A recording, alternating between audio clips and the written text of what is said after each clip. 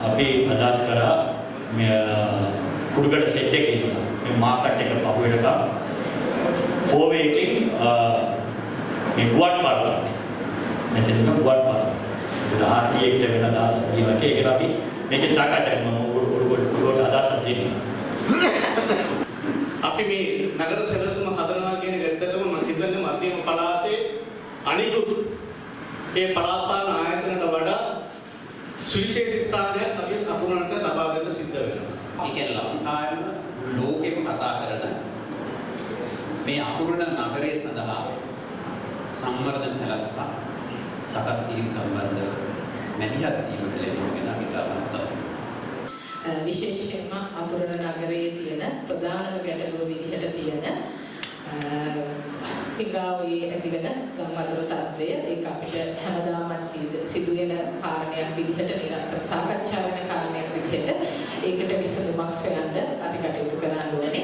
ඒ අතර අපුරණ අපි ඩෙවලොප් කරන්න ඕනේ මේක සම්පූර්ණ හදන්න ඕනේ කියන මතේ අපි මාස කිහිපයකට ඉස්සර ඉඳලා UDA සහ අනිත් ආයතන වල කැඳවගෙන සාකච්ඡාවට කීපයක් අපි කරා. ඒකෙදි අපි මෙතන කතා කරන සභාවකයන් කිව්වා ඒකේ අධ්‍යක්ෂකතුමා මේ භූමියට ගැලපෙන විදිහට අපි සරසම හදන්න ඕනේ කියන්නේ අදහසින් ඒකෙදි අපි උදාහරණයක් ගත්තොත් ජෙනරේටර් අපි ගන්නවා දෙවොර ගන්නවා දෙමාහියා වටහනලක වැඩ පටන් ගන්නවා. ගැටම්බේ පාඩමේ වැඩ පටන් ගන්නවා. ඒ වගේම තමයි හයිවේ ඉක්මනට පටන් ගන්නවා. ගණකෙතරට වෙනකම් හයිවේ කියනවා. ඊට පස්සේ මෙහා පැත්තට කටුපස්සේ වෙනකම් 4. මේ පැත්තේ දඹුල්ලට වෙනකම් හයිවේ මාතරට වෙනකම් ඊට පස්සේ 4. ඊට පස්සේ කටුපස්සේ ගත්තා නම් අපි අර පොඩි පාරක් කියන්නේ පළවෙනි මේ හිතලා අපි අර පොඩි පාරක්. ඒකේ බ්ලොක් එකයි ඊට පස්සේ ලොකු පාරක බ්ලොක් එකයි. ඊට පස්සේ ගෝහාගඩ පාර. ඒ බ්ලොක් එකේ ලොකු ගැටලුවක් තියෙනවා. ඒ හින්දා ඒක පාලනය කරගෙන ඉඳිට අපි හයිවේ එකේ වෙන කටුපස්සේ 4 way එකේ විලා කොහොම රාවලපොඩි කියන දාලා මාකට් එකේ පිටිපස්සට විලා රණවඩ පාර ක්‍රොස් කරලා ඇල ක්‍රොස් කරලා අපි පොතට එක්සස් එක කියනවා A9 එක. මම හිතන්නේ ඒක දායර කොලෙජ් එකටයි පොලිසියටයි අතර වගේ. මෙව ආපුවම ඒකට අපි එක්සස් එක දෙන්න ඕනේ. ඒකෙදි අපි හැම එකම කව කරන්න ඕනේ. ටුවරිස්ට් ගොඩක් ගමන් කරන ප්‍රදේශයක ගස්නාන. ඒ වගේ ඔබෙමම කිව්වට ආර්ථිකේ මේක මධ්‍යස්ථානයක් වගේ අපිට දෙන්න දෙන්නට මම UDA අධ්‍යක්ෂකතුමාත් එක්ක නිතරම කතා කරනකොට එතුමා කියන්නේ එතුමාට ආපු මැසේජ් ඒකත් දැක්කපු එක. දැන් අපුරුණ කියන්නේ පොඩි ටොපික් එකක් විදිහට නොමඩ මේ රජයේ ආර්ථික වශයෙන් හොඳට දායකත්ව දෙන්න තරක් තමයි බිස්නස් වල අපුරුණ මේ ඔක්කොමත් එක්ක අපි බලන්නේ අධ්‍යාපනය ක්‍රීඩා හැම එකම අපි පොඩ්ඩක් සාකච්ඡා කරලා අපි ප්ලෑන් එකක් හැදුවා. ඒ ප්ලෑන් එකේදී අපි අදහස් කරේ දැන් පාරකට තමයි ඒක 4 way එක මේ ටිකේ ඉතරටම අපි හයිවේ එකට යනවා කුරුණාගල ගිහින් ඒකටම මෙච්චර රෂ් එකේ ඉතින් ළඟටම ආව ගොඩක් කටිය මේකේ ප්‍රෝණ වෙනවා. ඒ නිසා ඒක 4 way වෙන්න ඕනේ. ඒකෙදි තවත් පොඩ්ඩක් ගම්වතුර ප්‍රශ්න සමහර විදිහට එනවා හින්දා ඒක මැනේජ් කරගෙන තවමත් විශේෂතාව එක ඒක මැනේජ් කරගෙන ටුවරිස්ට් එහෙම ඒකට ටිකට් මාර්කට් බහින්න ටිකට් යන අයට බ්ලොක් එකකට බියන්න වගේ අපි අදහස් කරා මේ කුඩුගඩ සෙට් එකේ ඉන්නවා. මේ මාකට් එක පහු වෙනකම් 4 way එකකින් මේ ගුවන් පාරක්. මෙතන ගුවන් පාරක්. RTA එකට වෙන අදහස් තියෙනවා. ඒකට අපි මේකේ සාකච්ඡා කරනවා. කුඩුගඩ අදහස් තියෙනවා. ඒ වගේම මේ මාකට් එකේ පාකින් ප්‍රයිස් එක හොඳටම හරියට. දැන් අපි මේ සති කීපෙක ඉස්සලා UDA එකේ සාකච්ඡා කරගත්තා. ඒකෙදි ඒගොල්ලෝ දෙනට හදලා තියෙන ප්ලෑන් එකේ අකුරටවම දෙපැත්තම මීටර් දෙකමාරගෙන දෙක 2 වේ කියලා. ඉතින්දී මේ සිදුනේ මේ ප්‍රකාශ කරා මේකට පාකින් එකක් මොනේ නැත්නම් ආයත් එතන වාහන වල දෙපැත්තම ඉඳ තියෙනවා කියලා නතර කරලා කිව්ව ගැටලුවක් වෙනවා. ඒ නිසා මේ මම පාරන මාකට් කම්ප්ලෙක්ස් එක හදලා ඒක තක්කු 9කට ගත්තා. ආරගෙන තක්කු 3කට වගේ පාකින් එක හදනවා. පාකින් එක හදලා ඊට පස්සේ අපේ මේ වටිනා බිස්නස් එකක් තියෙනවා මේ ජෙමෙට්‍රි ඒක ඒ වගේම දැන් අපේ වටේදී ස්පයිස් උණු බලන්න. ඒකේ තමයි අතවත් පොඩ පැත්තේ උණු පැත්තේ තියෙන භූමිය අපි කොහොමද ඒක පාවිච්චි කරන්නේ? ඒකට අපි මාකට් එකේ එක ෆ්ලෝ එකක් කොහොම ස්පයිස් හබ් එකක් විදිහට ගන්න ඕනේ. ඒක ටුවරිස්ට් එකක් අපි කවර් කරගන්න ඕනේ. ඉතින් ඒ වගේ අපි ප්ලෑන් එකක් හදන්න තමයි යෝජනා කරලා තියෙන්නේ. ඒකත් ත්‍යාගයෙන් ඕගොල්ලෝගේ අවබෝධය කරගෙන අදාළ කියනකොට ඒකත් ත්‍යාගයෙන් කරුත් අයවැයට මේ අපෝණගෙන මොනවද කියලා දාගන්න ඕනේ කියන එක පුළුවන් වෙයි කියලා මගේ අදහස තියෙනවා.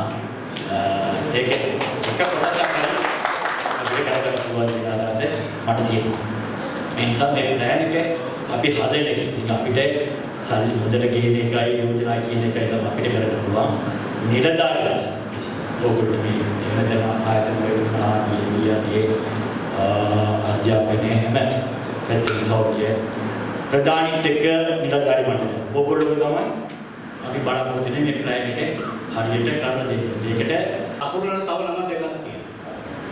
පළවෙනියම අකුරන සාමාන්‍ය ඉතිහාසගත වෙච්ච නමක් තමයි පුංචි මක්කප කියන්නේ. ඒත් එක්කම අකුරන තුල වෙච්ච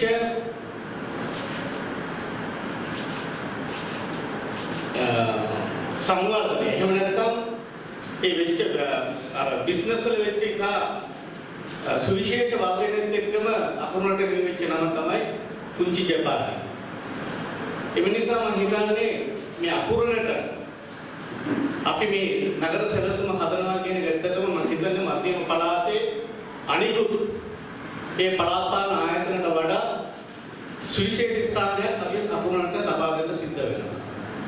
ඒකට හේතුව මම හිතන්නේ අපි සියලු දෙනාම දන්නවා අවුරුදු 35කට වැඩි කාලයක් ඒ ගංගවතු පීඩනයත් එක්ක මේ බල ප්‍රදේශයේ ඉන්න ඒ ව්‍යාපාරික ජනතාව ඒගොල්ලෝගේ ඒ ආර්ථිකය කොහොමද ගොඩනගන්නේ?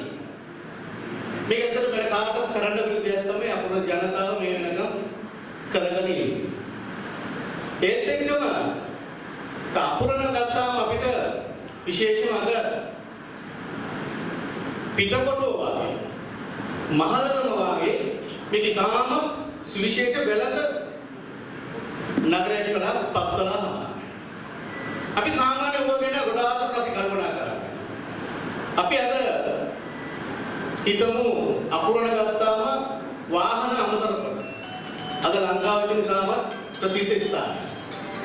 ඒත් එක්කම අපි දකිනවා රෙදිපිලි වෙළඳාමෙන් මම හිතන්නේ මේ අකුරන බල ප්‍රදේශයේ ඊටම සුවිශේෂී ස්ථානයක් හම්බ වෙනවා. ඒත් එක්කම තව දෙයක් තියෙනවා අපි විශේෂයෙන්ම ජාතික ආර්ථිකය උරදෙන මේ කුළු බඩ නිෂ්පාදනය මේ බල ප්‍රදේශයේ තුල ඊටම ප්‍රචලිතයි. ඒ නිසා මම හිතන්නේ අපි මේ නගර සංවර්ධනය අවසන් කරන විට මේක අකුරන කියන නම තිබුණා. මේ අකුරන බල ප්‍රදේශයට අපේ නගරවල දෙකක් තියෙනවා. එකක් අකුරන අනිත් එක අලවත. මේ නගර දෙකම මේක තුලදී සංවර්ධනය වෙයි. මොකද අපි මේ සංවර්ධන වැඩ කටයුතු අපි ඔළුවට ගන්නකොට සාමාන්‍යයෙන් මේ දේශපාලනය තුල එක්ක රාජ්‍ය සේවාව තුල ඉන්න අයට දැනෙන දේ තමයි අපිට තියෙන ලොකුම ප්‍රශ්නය තමයි අපිට රජයේ ඉඩන්නේ.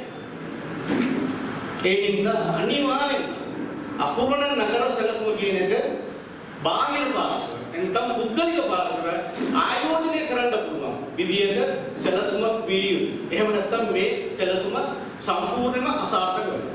මේ විදිහට මම හිතන්නේ මේ බල ප්‍රදේශය තුළ තියෙන හැම අංගලක් මේ තුලින් දියුණු කරගන්න පුළුවන් නම් මම හිතන්නේ මේක හොඳ අවස්ථාවක් වෙනවා. මොකද විශේෂයෙන්ම මේ තුල මම බලාපොරොත්තු වෙන්නේ අපි ඉන්න අකුරන ඉන්න ජනතාවට විතරක්ම මේක මේ ව්‍යාපෘතිය හදන්න නැතුව විශේෂයෙන්ම මම හිතන්නේ අකුරනේ පිටේ නැහැ. මෙහෙම ආයෝජනය කරන්න පුළුවන් විදිහට මේ ව්‍යාපෘති සැලසුම හැදීම මෛත්‍රී දාන සුදුසුයි. නගර සැලැස්ම සකස් කරනකොට අපිට ප්‍රධාන කාරණා කිහිපයක් අවධානය යොමු කරන්න ඕනේ. විශේෂයෙන්ම අතුරුන නගරයේ තියෙන ප්‍රධානම ගැටලුව විදිහට තියෙන පිඟාවේ ඇතිවෙන ගම්වතුර තත්ත්වය ඒක අපිට හැමදාමත් සිදුවෙන කාරණයක් විදිහට නිරන්තර සාකච්ඡා වෙන කාරණයක් විදිහට ඒකට විසඳුමක් සොයන්න අපි කටයුතු කරන්න ඕනේ. ඊළඟ කාරණේ අතුරුන නගරයේ හරහා ලංකාවේ ප්‍රධාන මාර්ගයක් වෙන A9 මාර්ගය ගමන් කරනවා. ඉතින් මම හිතන්නේ තදබලයේ අධික මාර්ගයක් විශාල වාහන සංඛ්‍යාවක් ගමන් කරන මාර්ගයක් විදිහට ඒ කටයුත්තේදී අපිට මම හිතනවා සැලැස්ම සකස් කරද්දී අවධානය යොමු කරන්න වෙනවා. විශේෂයෙන්ම වාහන තදබලය අවම කරන්න ඒ වගේම අකුරණ නගරය තුල රථගාල කියලා ඒ අවශ්‍ය පහසුකම් සපයලා දෙන්න අවශ්‍ය කටයුතු කරන්න සිද්ධ වෙනවා. මොකද අකුරණ නගරය හරහා විශාල සංචාරක පිරිසක් ගමන් කරන නිසා. ඊළඟ කාරණේ විදිහට අපේ නගරයේ කසල කළමනාකරණය කියන කාරණේ ඉතින් ඒ සඳහා සුවිශේෂී අවධානයක් යොමු කරන්න සිද්ධ වෙනවා කියන කාරණේ අපි සියලු දෙනාම දන්නවා. ඉතින් ඒ සඳහා අපිට අවශ්‍ය පියවරයන් ගන්න වෙනවා. නගරයේ හරිත නගරයක් විදිහට වැඩි දියුණු කිරීමට. ඊළඟ අවශ්‍යතාවය විදිහට අපි දකින එකක් තමයි මේක වාණිජ්‍ය නගරයක්. වාණිජ්‍ය නගරයක් විදිහට මේකේ ක්‍රියාත්මක වෙන ව්‍යාපාර සඳහා අවශ්‍ය පහසුකම් සපයා දීමට මොකද ව්‍යාපාරික ස්ථානවලට අවශ්‍ය මৌলিক පහසුකම් ටික ලබා දෙන්නත් විධිමත් කරන්නටත් විශේෂයෙන්ම වෙනද සංකීර්ණ වැනි දේවල් නිර්මාණය කිරීමට මේ සැලැස්මේදී අවධානය යොමු කරන්න ඕනේ කියන කාරණේ මම හිතන්නේ අපි සියලු දෙනාම ඉන්නවා. මේ සම්බන්ධයෙන් විවිධ ආයතන විවිධ වැඩසටහන් ක්‍රියාත්මක කරලා තියෙනවා. ඉතින් ඒ සියල්ල එකතු කරගෙන අපේ නගර සැලැස්ම සකස් කිරීමට මৌলিক ඉඟුරුපත් සකස් කරන්නට පුළුවන්. අකුරණ නගරය අපි වාණිජ්‍ය නගරයක් විදිහට හඳුනාගත්තත් මේ නගරය අපි බොහොම සහජීවනයේ විවිධ ආගම් ජාතීන් එකතු වෙලා කටයුතු කරන ස්ථානයක්. ඉතින් ඒ පිළිබඳව අපේ නගර සැලැස්මේදී අපි අවධානය යොමු කරන්නට වෙනවා. ඉතින් මේ සියල්ලට මම හිතනවා රාජ්‍ය ආයතන වලට විතරක් මේ සියල්ල කරන්න හැකියාවක් නැහැ.